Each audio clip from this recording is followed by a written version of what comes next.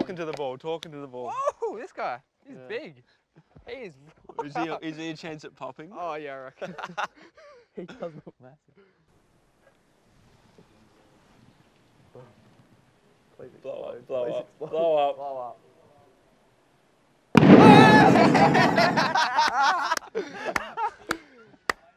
Yeah, that one was pumped.